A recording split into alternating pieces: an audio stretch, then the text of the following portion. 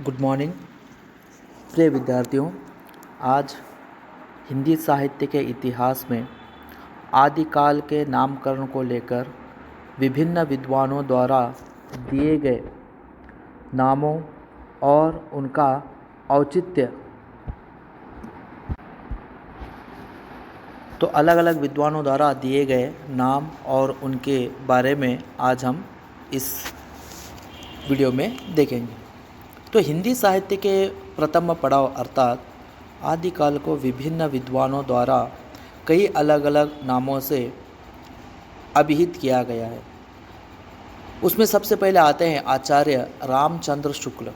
इन्होंने हिंदी साहित्य के इतिहास के आदिकाल जो 1050 ईस्वी में इसका प्रारंभ होता है, इसको इन्होंने तो आचार्य रामचंद्र शुक्ल ने आदिकाल को वीरगाथा काल नाम दिया है।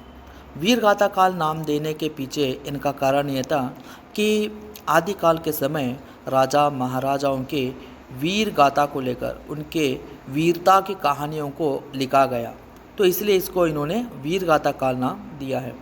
उसी प्रकार डॉक्टर हजारी प्रसाद द्विवेदी जी ने, इनके अनुसार वीरगाथा नाम के लिए कई आधार ग्रंथ महत्वपूर्ण और लोकप्रिय नहीं है तथा कईयों की प्रामाणिकता, समय सीमा आदि विवादित है। अतः हजारी प्रसाद द्विवेदी जी ने आदिकाल नाम ही उचित है, क्योंकि साहित्य की दृष्टि से यह काल अपभ्रंश काल का विकास ही है। क्योंकि वीरगाथा काल नाम जो आचार्य रामचंद्र शुक्ल ने दिया है, उसका इन्होंने जो तर्क दिया कि कई सारे राजाओं का जो समय सीमा और उनकी प्रामाणिकता और विवाद में रहा है, तो इन विवादों के कारण सही नाम आदिकाल को वीरगाथा काल नाम देना सही नहीं है। इसलिए आदिकाल नाम दिया ताकि ये प्रारंभ का भी काल माना जाएगा और अपभ्रंश काल भी माना जाएगा।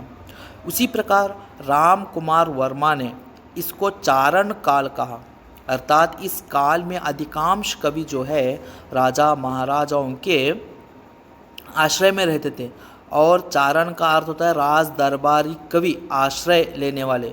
तो इसीलिए कवियों को ध्यान में रखते हुए आचार्य राम कुमार वर्मा जी ने आदिकाल को चारण काल कहा, मगर ये भी सटीक नहीं है, क्योंकि इसमें सिर्फ कवियों का ही वर्णन नहीं है, इसमें वीरता के राजाओं का वर्णन है। इसलिए सिर्फ एक कवियों का ही नाम देना उचित नहीं है।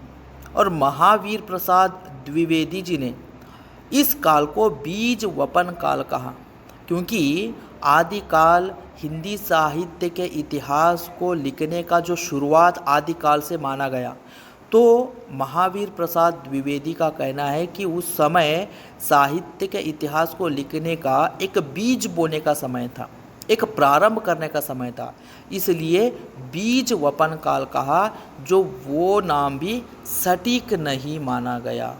इसी प्रकार आगे राहुल सांकृत्यायन ने इसे सिद्ध सामंत युग कहा। उनके अनुसार 8वीं से लेकर 13वीं शताब्दी तक काव्य में दो प्रवृत्तियां प्रमुख रहीं, एक सिद्धों की वाणी और दूसरी सामंतों की स्मृति। तो इसलिए सिद्धों के बारे में जो जैन साहित्य, नाथ साहित्य, बौद्ध साहित्य में आता है, तो उनको ध्यान में रखते हुए राहुल सांकृत्यायन ने सिद्ध सामंत युग कहा, सिद्धों का युग कहा, मगर इसको भी कुछ विद्वान नाम सही नहीं मानते, क्योंकि इसमें भी सिर्फ सिद्धों का ही वर्णन दिया गया है।